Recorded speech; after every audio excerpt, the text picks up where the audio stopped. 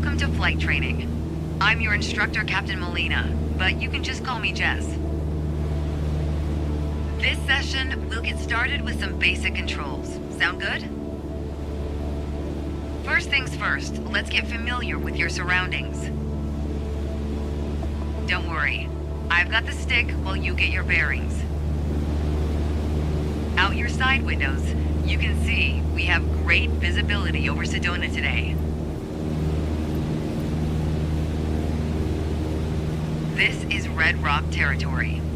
Beautiful, isn't it?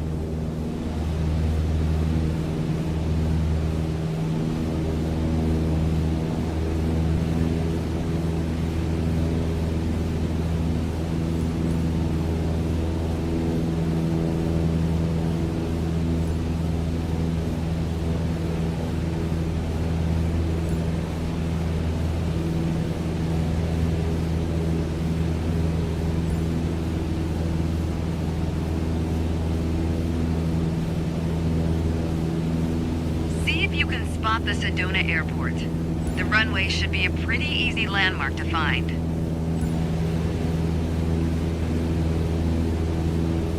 There you go.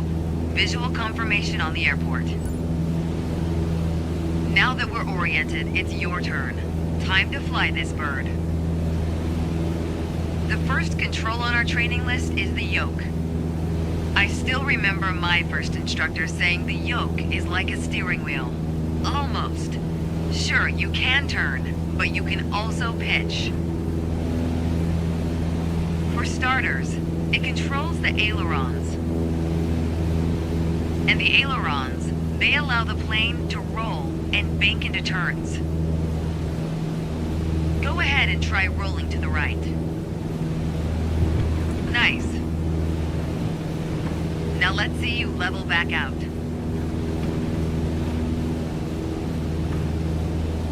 Good. Of course, the yoke also controls the elevator. And the elevator affects the plane's pitch, right? Pull back on the stick, the plane starts to climb. Give it a shot. The most valuable things in aviation are speed and altitude. But notice, when you're pitching up, your speed is decreasing. You could add more power. Or for now, let's just pitch down. Just like that, your speed's picking up again as the nose pitches down.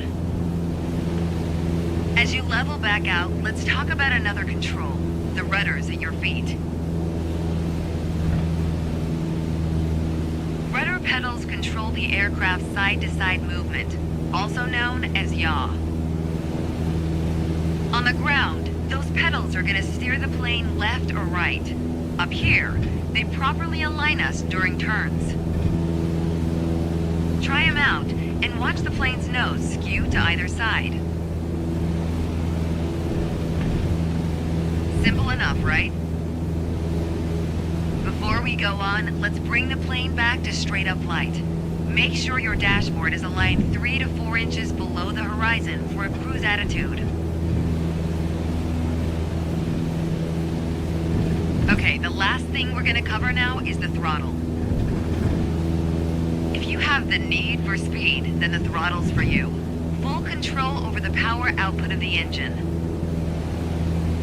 Let's see what happens when you cut all the power. Surprise, surprise, our altitude is decreasing. This might be a good time for a piloting PSA. Always keep an eye on your surroundings, because nobody likes a low-flying duck. All right, let's go ahead and throttle back up.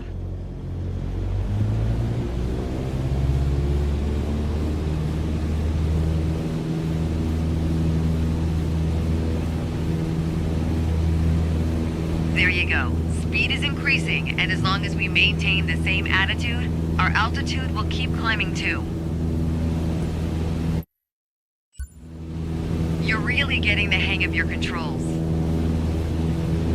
Before long, you won't even need a co-pilot.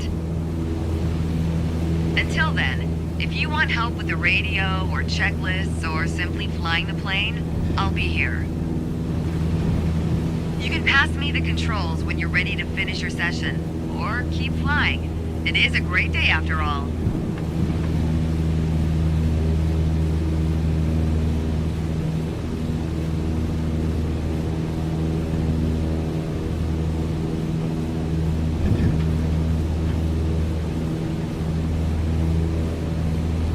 All right, I have control. Good job.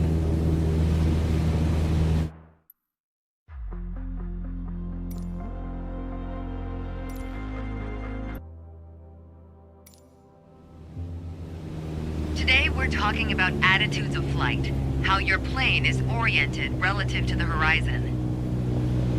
If you look outside, you can see the cockpit is just about 4 inches below the horizon line. We're flying straight with a decent rate of speed. This is the cruise attitude. Let's see how it reads on your instruments.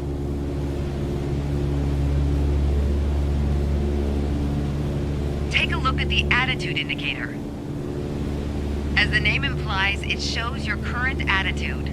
The white line is the horizon, with the sky above and the ground below. That orange element in the middle, aligned with the horizon, that's your plane. Just like we saw outside, our current attitude reads pretty much straight and level. Okay, now let's see how much power the engine's generating. Check your tachometer. Looks like we're pushing around 2,300 revolutions per minute. Combined, attitude and engine RPMs translate to aircraft performance. Which leads us to your airspeed indicator. Now, last but not least, check your altimeter. To figure out your altitude, you always want to read the small needle first. That's how many thousands of feet up you are. Then on to the big needle for the hundreds. With our current attitude and power output, we're holding a speed of 90 knots and a stable altitude of 6,000 feet. But that's about to change. Take the stick when you're ready. Pull back slightly on the yoke to raise the nose just above the horizon line. About 2 inches. Make sure you don't pitch up too much, or the angle will be too steep to create lift. And without enough lift, we'll stall. All right, go full throttle and start climbing.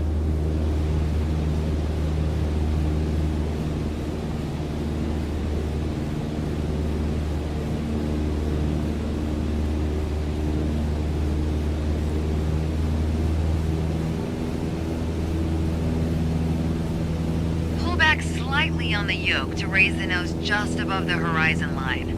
About 2 inches. Welcome to the climb attitude. See how it shows up on your attitude indicator and tachometer? According to your altimeter, we're gaining altitude. But we're losing airspeed even at full throttle, proving you can't avoid basic physics while making a climb. Okay, before we go on, let's get back to a cruise attitude. Ease up on the yoke and aim your nose just below the horizon. Then throttle back down to 2,300 RPMs.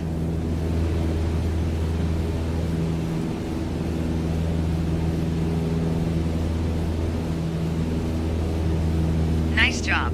We're now set up with the same attitude and power we had at the top of our lesson. Next up is the descent attitude. Start by reducing your RPMs to 1,800. Then drop the plane's nose a bit further below the horizon.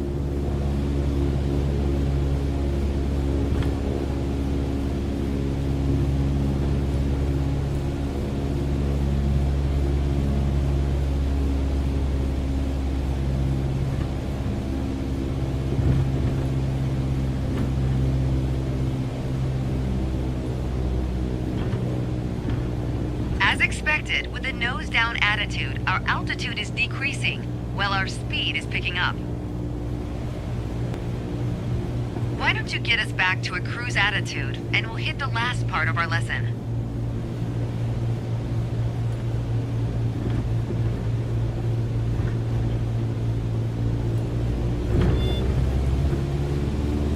There we go. Now that we know how to cruise, climb, and descend, let's talk about the turn attitude. Gently pull the yoke left or right to start rolling the plane. If you take a look outside, you can see how our attitude's changed, but you can also check your instruments for the details. As a general rule, you always want to keep your turns under 30 degrees. At the top of your attitude indicator, there's a series of notches representing 10 degrees each. Use them to control your roll. Notice the more you turn, the more you need to pull back on the yoke to maintain altitude. When you're rolling out, you'll need to do the opposite. Roll and push at the same time. The more you know about the main attitudes of flight, the closer you get to that pilot state of mind. So keep practicing, and whenever you're done, pass me the controls.